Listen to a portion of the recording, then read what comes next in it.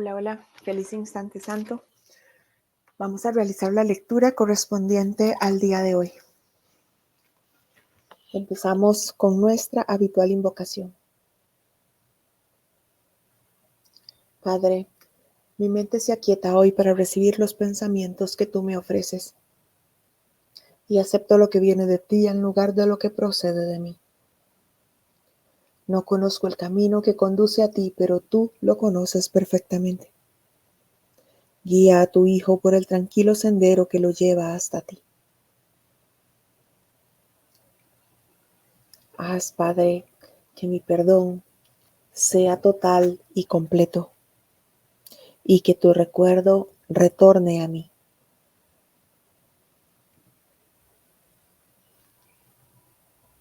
Estamos haciendo hoy la lectura del capítulo 6, las lecciones del amor, en la sección o subcapítulo 4, la única respuesta. 1. Recuerda que el Espíritu Santo es la respuesta con mayúscula, no la pregunta. El ego siempre habla primero, es caprichoso y no le desea el bien a su hacedor. Cree, y con razón, que su hacedor puede dejar de brindarle apoyo en cualquier momento. Si te desease el bien, se alegraría de ello, tal como el Espíritu Santo se alegrará cuando te haya conducido de vuelta a tu hogar y ya no tengas necesidad de que Él te guíe. El ego no se considera a sí mismo parte de ti. En eso radica su error fundamental, la base de todo su sistema de pensamiento. Empieza esta lectura diciéndonos que el Espíritu Santo es la respuesta, no la pregunta. Que aunque siempre el ego hable primero, siempre sea esa la primera idea que parece que se nos viene, pues la respuesta la tiene el Espíritu Santo. El ego tiene miedo de que yo deje de brindarle apoyo. Cree, y con toda razón, de que su hacedor puede dejar de brindarle apoyo en cualquier momento. Y eso no lo quiere. No se alegra de eso, por el contrario, se siente amenazado. Que entre más veces yo voy pidiendo guía al Espíritu Santo y escuchando su respuesta, voy acallando esa respuesta caprichosa que el ego me dio primero. Así que por eso habla primero. Primero pregunta y parece darme una respuesta. Porque quiere que yo me quede con esa primera respuesta, ese primer juicio. Y que no le pregunte al Espíritu Santo, que es la única respuesta que yo voy a tener. Me dice que el error fundamental del ego es considerar que no es parte de mí. Fabricamos el ego, pero el ego no se considera parte nuestra. Ese es el error fundamental del ego. ¿Por qué? Porque se basa en ese sistema de pensamiento en donde estoy separada de él, del todo, de algo. 2. Cuando Dios te creó, te hizo parte de él. Por eso es por lo que el ataque no tiene cabida dentro del reino. Hiciste al ego sin amor y por consiguiente él no te ama. No puedes permanecer dentro del reino sin amor y, puesto que el reino es amor, crees estar privado de él. Esto le permite al ego considerarse a sí mismo algo separado y externo a su hacedor, Y de ahí que hable en representación de la parte de tu mente que cree que tú estás separado y que eres algo externo a la mente de Dios. El ego planteó entonces la primera pregunta que se hizo jamás, pregunta que él nunca podrá contestar. Esta pregunta es, ¿qué eres? Representó esta pregunta el comienzo de la duda. Desde entonces, el ego jamás ha contestado ninguna pregunta, aunque ha hecho muchas. Las actividades más ingeniosas del ego no han hecho más que enmarañar la pregunta, pues dispones de la respuesta y el ego tiene miedo. Dios nos creó como parte de Él, pero como nosotros renunciamos a ese amor, renunciamos al cielo, quisimos nosotros por nuestra cuenta salirnos del cielo, pues renunciamos al amor y fabricamos al ego después de haber renunciado al amor. Por lo tanto, fabricamos el ego sin amor. Es por eso que el ego no nos ama. Aunque seguimos siendo ese reino, pues al habernos nosotros creído privados del amor, porque desde esa idea de la mente errada renunciamos a Dios, pues entonces creemos estar nosotros privados del amor. Por lo tanto, cualquiera de las fabricaciones en este sueño, incluido el ego, ha sido fabricado sin amor. Es por eso que el ego se considera algo separado, ajeno completamente de mí. Esa es, me dice, la representación de la parte de tu mente que cree que tú estás separado, que eres algo externo, algo extraño a la mente de Dios. Esa parte de la mente se refiere a esa mínima parte que para efectos de este estudio le llamamos mente errada. El ego me dice que planteó entonces la primera pregunta, que esa pregunta fue el comienzo de toda duda. ¿Qué eres?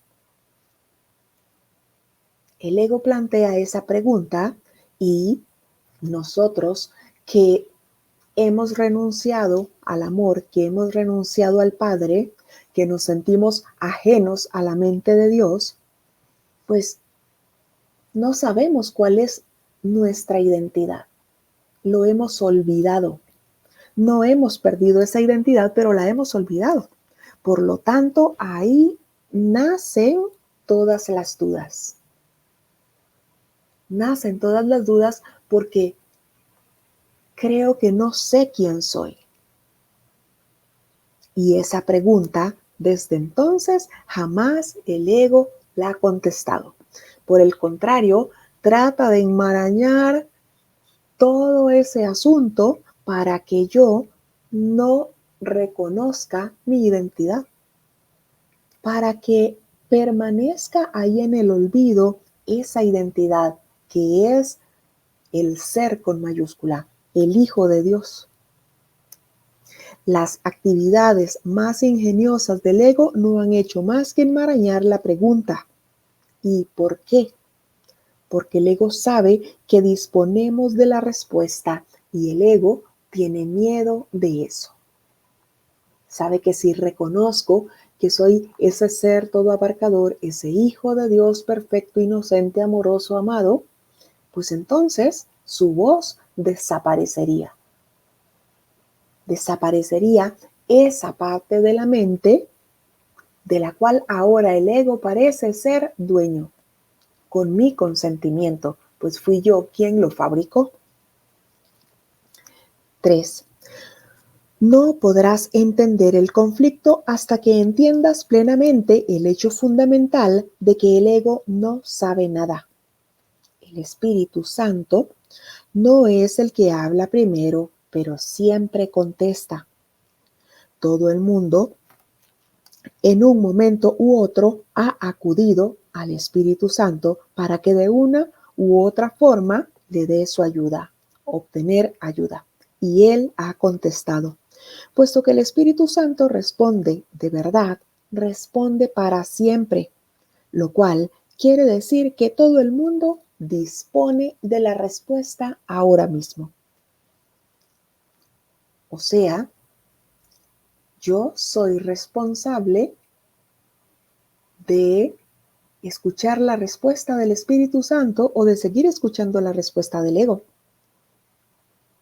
Porque me dice que todo el mundo dispone de esta respuesta ahora mismo. Todo el mundo dispone de esta respuesta ahora mismo. Me recuerda que el ego no sabe nada, pero que no es el Espíritu Santo el que habla primero. El ego siempre habla primero, para eso lo fabricamos. Para eso fabricamos el ego. Pero entonces significa que ante esa respuesta que yo recibí primero, basta con que yo decida silenciarme y preguntarle al Espíritu Santo lo que sea que necesite preguntarle. Puesto que el Espíritu Santo responde de verdad, responde para siempre. Lo cual quiere decir que todo el mundo dispone de la respuesta ahora mismo. Por lo tanto, si yo no quiero acudir a esa respuesta ahora mismo, pues es mi decisión, porque dispongo de esa respuesta ahora mismo. 4. El ego no puede oír al Espíritu Santo porque cree que parte de la mente que lo hizo está en su contra. Interpreta esto como una justificación para atacar a su hacedor. Cree que la mejor defensa es el ataque y quiere que tú creas eso también. A no ser que lo creas, no te pondrías de parte del ego. Y el ego tiene gran necesidad de aliados, aunque no de hermanos. Al percibir en tu mente algo ajeno a ti mismo, el ego hace del cuerpo su aliado porque el cuerpo no forma parte de ti. Esto hace del cuerpo el amigo del ego. Esta es una alianza claramente basada en la separación. Si te pones de parte de esta alianza, no podrás sino sentir miedo, porque te estarás poniendo de parte de la alianza basada en el miedo. Estaré poniéndome entonces de parte de la alianza basada en lo perecedero, en lo que falla, en lo que parece que a veces funciona y a veces no, en lo que parece depender de las leyes del mundo, en lo que parece estar sujeto a muchos cambios. Crees que la mejor defensa es el ataque. Eso es lo que creemos nosotros y lo que cree el ego. ¿Qué significa esto? Que estoy entonces poniéndome de parte del ego.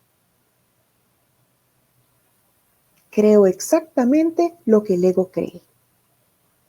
A no ser que lo creyeses, pues entonces dejaríamos de escucharle. Si no estuviésemos escuchando constantemente esa voz, dejaríamos de tener ese miedo a qué va a pasar, a qué va a venir, a si salgo me enfermo, a si se me acerca un contagiado, me contagio. Porque dejaríamos de pensar entonces en esa idea de defenderme, pues no habría idea en absoluto del ataque. Al percibir en tu mente algo ajeno a sí mismo, el ego, al percibir en nuestra mente algo ajeno a él, nuestra mente recta, el Espíritu Santo, que nos dice, eres el Santo Hijo de Dios, inmutable, que no puede sufrir, que no tiene posibilidad mínima de perder. El ego hace del cuerpo su aliado, porque el cuerpo no forma parte de ti. Así que el ego entonces hace esa alianza con el cuerpo. Y Cuando desde mi mente recta reconozco que no tengo por qué enfermar, no tengo por qué sufrir, pues el ego entonces, aliado con el cuerpo, hará que duela algo, para que yo realmente dude de esa parte de mi mente recta, que es la única real. 5. El ego se vale del cuerpo para conspirar contra tu mente. Y puesto que el ego se da cuenta de que su enemigo, entre comillas, puede acabar con él y con el cuerpo, reconociendo simplemente que no forma parte de él se une al cuerpo para llevar a cabo un ataque conjunto. Tal vez sea esta la más extraña de todas las percepciones si te detienes a considerar lo que realmente implica.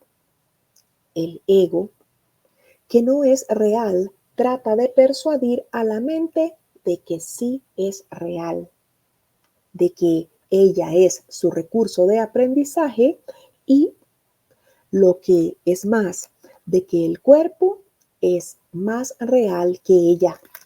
Nadie que esté en su mente recta podría creer semejante cosa. Y nadie que está en su mente recta lo cree.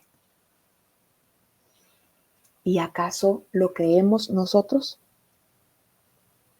El ego se vale del cuerpo entonces para conspirar contra la mente.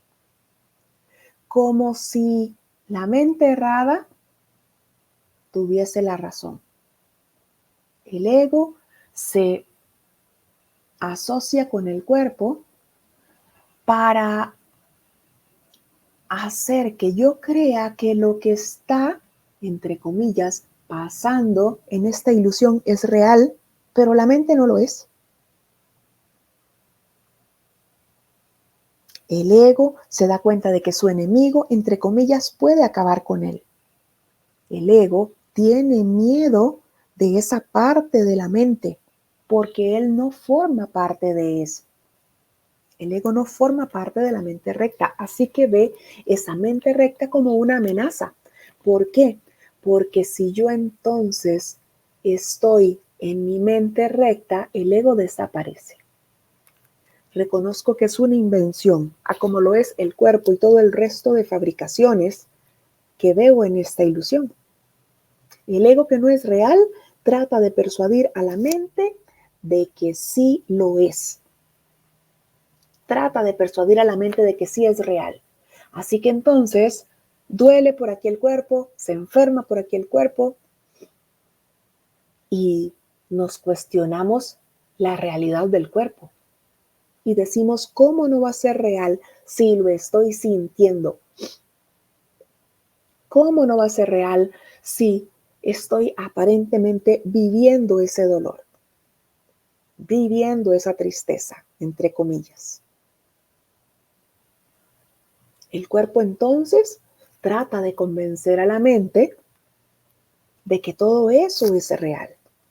En nuestra confusión vemos al cuerpo y a las leyes de este mundo como si fuesen reales, como si fuesen más reales que la misma mente que inventó esa idea del cuerpo y de todas esas leyes que parece que ahora vemos en este mundo. 6. Escucha pues la única respuesta del Espíritu Santo a todas las preguntas que el ego plantea. Y la respuesta del Espíritu Santo es: eres una criatura de Dios, una parte de su reino de inestimable valor que Él creó como parte de sí mismo. Eso es lo único que existe, lo único que es real. Has elegido un sueño en el que has tenido pesadillas, pero el sueño no es real y Dios te exhorta a despertar. Cuando le oigas, no quedará ni rastro de tu sueño porque despertarás. Tus sueños contienen muchos de los símbolos del ego y estos te han confundido. Eso se debe, no obstante, a que estabas dormido y no te dabas cuenta. Cuando despiertes, verás la verdad a tu alrededor y dentro de ti. Y ya no creerás en los sueños porque dejarán de ser reales para ti. En cambio, el reino y todo lo que allí has creado te resultará sumamente real porque es hermoso y verdadero. Esa es la respuesta del Espíritu Santo. Y tal como es el título de esta lectura, es la única respuesta. La única respuesta. Eres una criatura de Dios, una parte de su reino de inestimable valor. Él te creó como parte de sí mismo. Y ya nos había dicho antes que el error fundamental del ego es que nos ve como algo separado. Mientras que en la creación con mayúscula, el Padre nos crea como parte de sí mismo. Es lo único que existe y es lo único que es real. Aunque en este sueño yo esté viendo los símbolos del ego, en donde está incluido el cuerpo, la puesta de sol, las flores y cualquier cosa que parezca agradarme o causarme mucho miedo en esta ilusión, sigo siendo parte de ese reino. Aun cuando yo crea haberme eximido o exiliado de ese amor. Cuando despiertes, verás la verdad a tu alrededor y dentro de ti. Y ya no creerás en los sueños porque dejarán de ser reales para ti. Dejarán de ser reales para nosotros esos sueños. Y ahí entonces me habla de mis creaciones. En cambio, en el reino y en todo lo que allí has creado, te resultará sumamente real porque es hermoso y verdadero. Reconoceré entonces al despertar mis creaciones en el cielo. Mis creaciones desde mi mente recta. En esa totalidad, no en la idea de separación, no en la idea de aislamiento o en la idea de haber renunciado al amor. 7. En el reino no hay ninguna duda acerca de lo que eres y de dónde te encuentras. La duda no tiene cabida allí, porque la primera pregunta jamás se planteó. Al haber sido por fin completamente contestada, nunca existió. Solo el ser vive en el reino, el ser con mayúscula, donde todo mora en Dios con absoluta certeza. El tiempo dedicado a hacer preguntas en el sueño ha dado paso a la creación y a su eternidad. Tú gozas de tanta certeza como Dios, pues eres tan real como Dios. Pero lo que antes gozaba de absoluta certeza en tu mente ha pasado a ser ahora únicamente la capacidad de gozar de ella. Y ahora viene a hablarme de las capacidades, recordándome que solo el ser con mayúscula vive en el reino, donde todo mora en absoluta certeza. ¿Por qué? Porque mora en Dios. 8. El origen de las capacidades representó el principio de la incertidumbre porque las capacidades son logros en potencia, pero todavía no son logros. Tus capacidades son inútiles en presencia de los logros de Dios y de los tuyos propios. Los logros son resultados que ya se han alcanzado. Cuando son perfectos, las capacidades dejan de tener sentido. Es curioso que lo que es perfecto tenga ahora que ser perfeccionado. De hecho, eso es imposible. Mas recuerda que cuando te pones a ti mismo en una situación imposible, crees que es imposible, que lo que es imposible es posible. De hecho, es imposible que se pueda perfeccionar lo que ya es perfecto.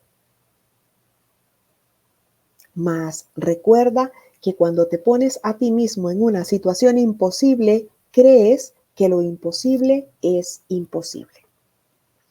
Así que terminaba el párrafo 7 diciéndonos que tú gozas de tanta certeza como Dios, pues eres tan real como Él, pero lo que antes gozaba de absoluta certeza en tu mente ha pasado ahora únicamente a ser la capacidad de gozar de ella. Nosotros con este entrenamiento estamos llegando a esos resultados por medio de la capacidad que estamos desarrollando de estar en paz, de caminar hacia casa, de caminar hacia el Padre. Y me dice que el origen de las capacidades representó al principio incertidumbre, porque las capacidades no son logros en potencia. Es decir, yo puedo hacer algo, pero hasta que ese algo esté hecho, significa que lo he logrado. Así que las capacidades al principio representaban incertidumbre. ¿Podré o no podré? ¿Lo lograré o no lo lograré? Hasta que esas capacidades se ponen en trabajo, llegamos a ese logro que inicialmente era un logro en potencia. Así que al principio, ahora que estamos desarrollando esas capacidades para estar en paz, para despertar de este sueño, nos causa incertidumbre y no sabemos si podremos o no, si lo vamos a lograr o no, porque por ahora, pues ese logro es en potencia, es una idea de algo que puedo conseguir, estar en paz, reconocer al ser, recordar al Padre, reconocerme como parte de la totalidad.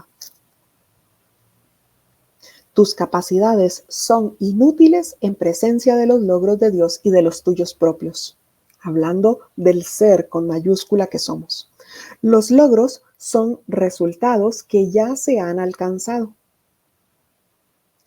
Cuando son perfectos, las capacidades dejan de tener sentido. ¿Para qué entonces querría yo desarrollar capacidades si reconozco el ser, que es todo abarcador, que es perfecto, la creación perfecta del Padre? No necesito de nada una vez que reconozca el ser con mayúscula.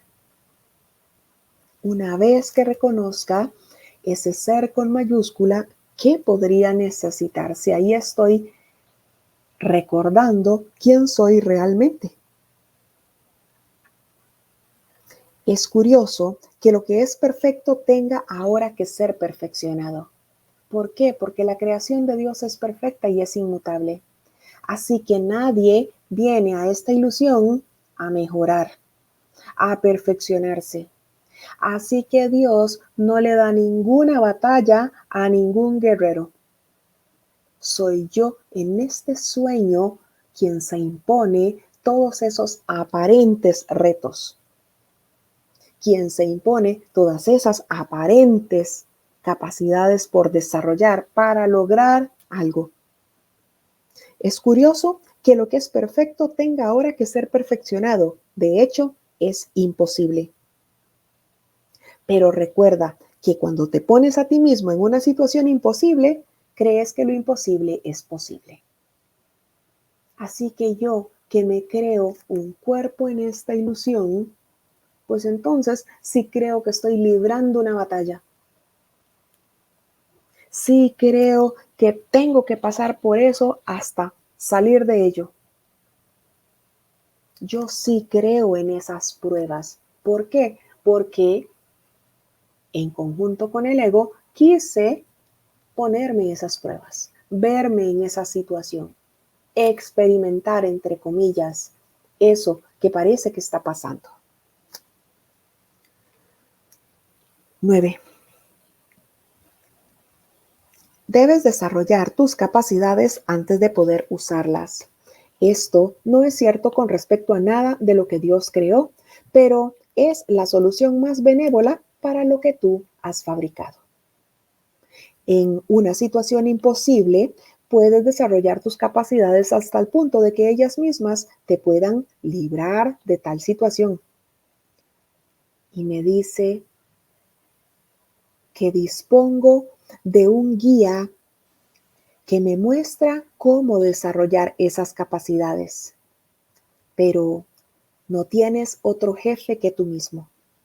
Esto te pone a cargo del reino con un guía para encontrarlo y los medios para conservarlo.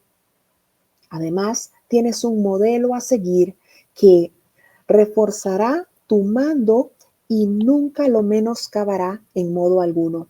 Por consiguiente, ocupas todavía el lugar central de tu imaginada esclavitud, lo cual de por sí demuestra que no eres un esclavo en absoluto. Debes desarrollar tus capacidades antes de poder usarlas. Yo, en este sueño,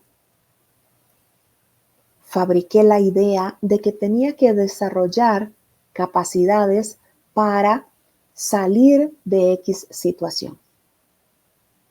Pero me aclara diciendo que lo que Dios creó perfecto es perfecto.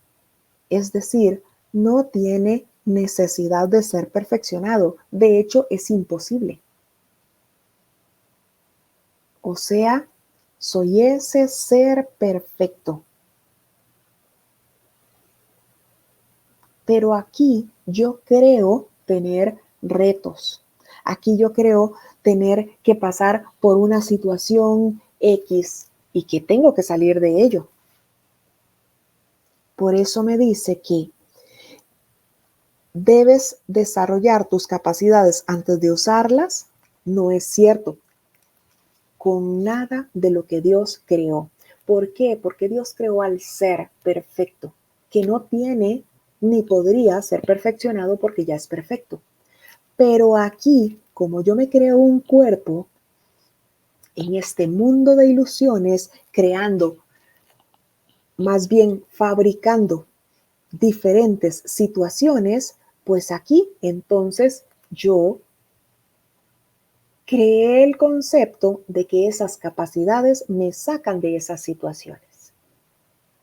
Pero viene Jesús a aclararme y decirme, dispones de un guía que te muestra cómo desarrollarlas. Pero tú no tienes otro jefe más que tú mismo. Es decir, yo soy quien decide las capacidades que quiero desarrollar para salir de esta ilusión. Y ahora, la capacidad que quiero desarrollar es silenciar el ego y escuchar la única respuesta para permanecer más tiempo en esa paz en la que quiero estar. Dispones de un guía que te muestra cómo desarrollar esas capacidades, pero no tienes otro jefe más que tú mismo. Es decir, yo decido qué voz quiero escuchar, qué capacidades quiero desarrollar y la guía que quiero pedir para desarrollar esas capacidades. Esto te pone a cargo del reino. Yo soy quien decide, pero tengo un guía con mayúscula para encontrar ese reino y los medios para conservar ese reino. Además, me dice que tengo un modelo a seguir, Jesús, quien ya me demostró que se puede escuchar una sola voz.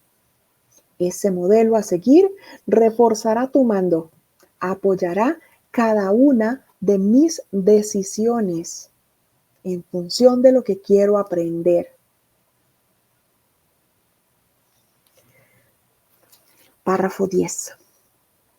Te encuentras en una situación imposible únicamente porque crees que es posible estar en una situación así. Te encontrarías en una situación imposible si Dios te mostrara tu perfección y a la vez te probase que estabas equivocado. Esto demostraría que los que son perfectos son incapaces de cobrar conciencia de su propia perfección y reforzaría la creencia de que aquellos que lo tienen todo necesitan ayuda y son, por lo tanto, desvalidos. Este es el tipo de razonamiento en el que el ego se embarca. Dios, que sabe que sus creaciones son perfectas, no las humilla. Eso sería imposible, como la noción del ego según la cual él ha humillado a Dios. Nos encontramos en esa situación que parece imposible porque hemos decidido estar en ella. Hemos decidido estar en esa situación que parece imposible. ¿Y por qué Dios no nos saca de esa situación? Porque eso sería violentar esa decisión de su Hijo.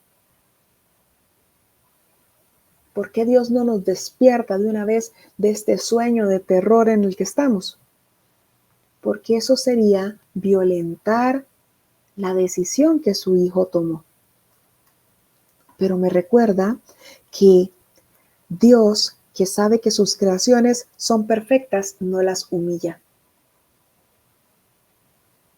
Dios no sabe de mi enfermedad, de mi carencia económica, de mis aparentes problemas afectivos. Dios no sabe de ese hermano que parece que me fastidia tanto, porque sus creaciones son perfectas y no las humilla.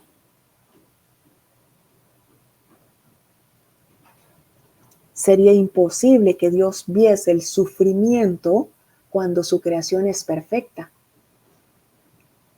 Eventualmente, ¿qué podría ver Dios? A su hijo soñando con una enfermedad. Pero sabe que solamente está dormido, soñando un sueño de dolor. Sabe que una vez que despierte, volverá a ser como siempre ha sido. El que esté dormido, soñando con un sueño de dolor, no cambia su esencia, su identidad, lo que realmente es. 11. Por eso es por lo que el Espíritu Santo jamás da órdenes. Dar órdenes implica desigualdad y el Espíritu Santo demuestra que la desigualdad no existe. Ser fiel a una premisa que se ha aceptado es una ley de la mente y todo lo que Dios creó es fiel a sus leyes. Es posible también ser fiel a otras leyes, pero no porque las leyes sean ciertas, sino porque fuiste tú quien las promulgó. ¿De qué te serviría que Dios te probase que has pensado de forma demente? ¿Podría Dios perder su certeza?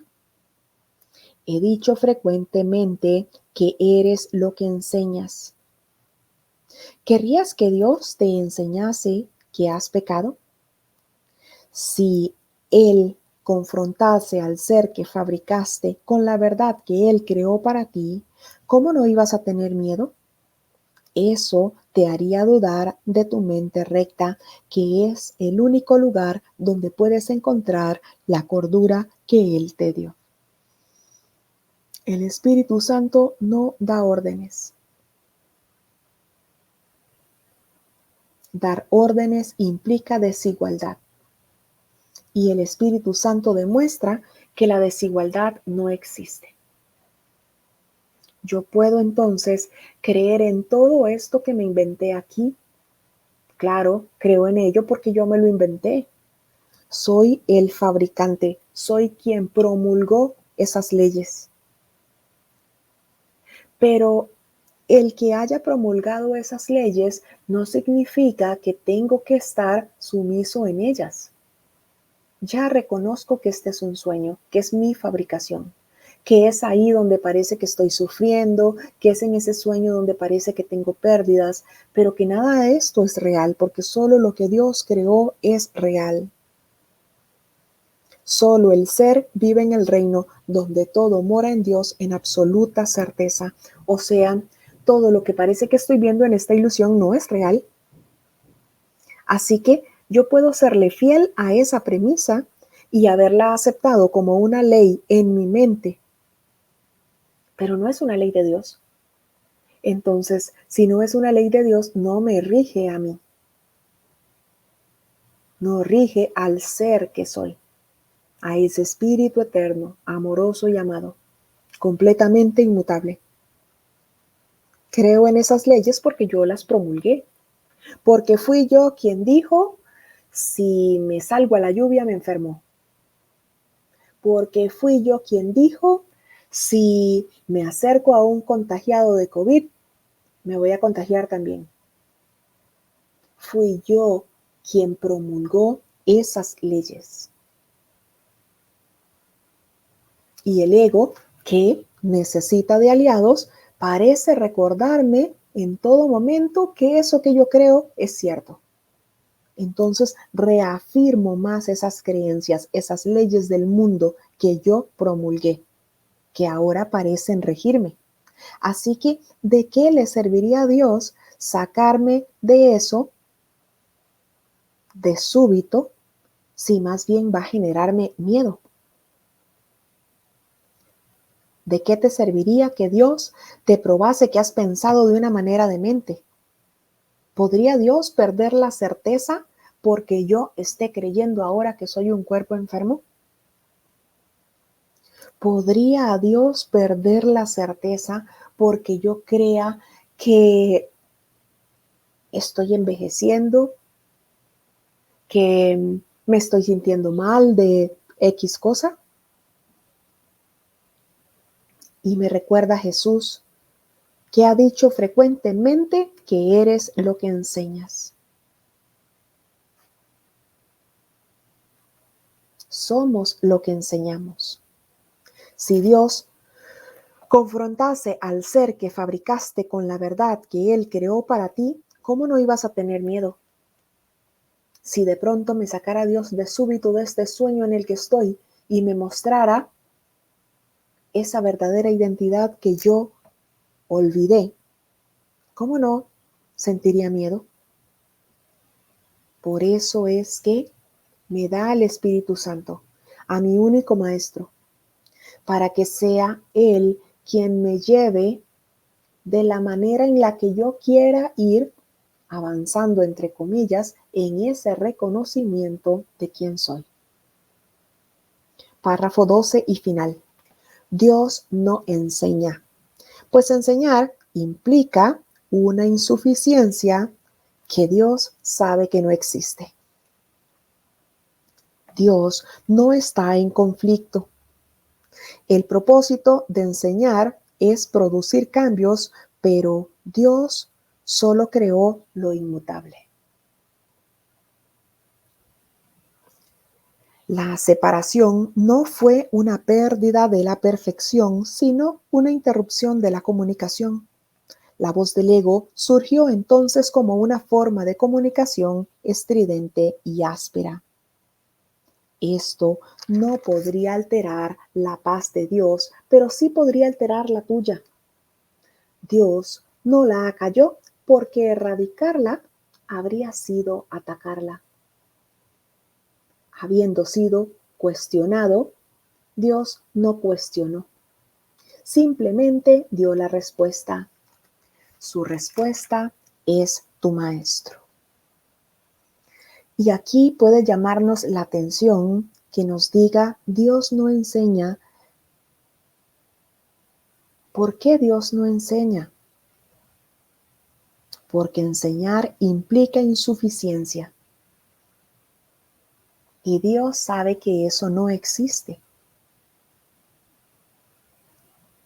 Enseñar entonces significaría pues que algunos de los hijos de Dios no son tan perfectos. Implicaría que parte de la creación de Dios pues le salió mala.